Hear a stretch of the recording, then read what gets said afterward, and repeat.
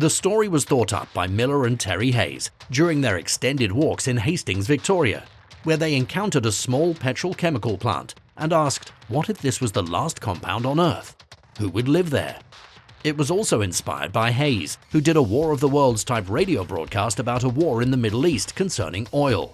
Having just gone through the oil and energy crises of 1973 and 1979 and not having heard the warnings before the radio segments, the Australian public was sent into a state of panic, as people probably had flashbacks of petrol station restrictions and the threat of societal collapse due to the inability to travel or to work, and driving to a petrol station in the morning in a massive line before petrol ran out.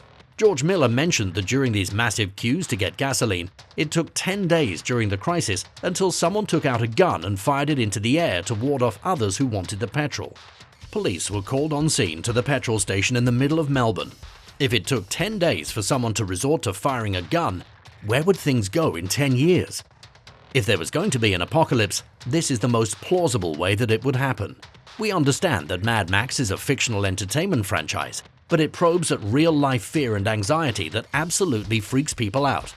And that's what makes a film like this not so far-fetched as one would think. It's a story that's deeply concerned about how different countries react and treat each other during conflicts and war. And it's deeply concerned about how finite our resources truly are, and how much we've built our societies around them.